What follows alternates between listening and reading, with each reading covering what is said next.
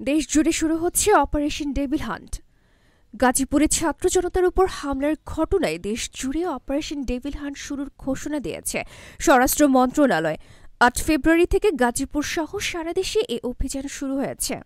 ৮ ফেব্রুয়ারি থেকে গাজীপুর সহ সারা দেশে এ অভিযান শুরু হচ্ছে।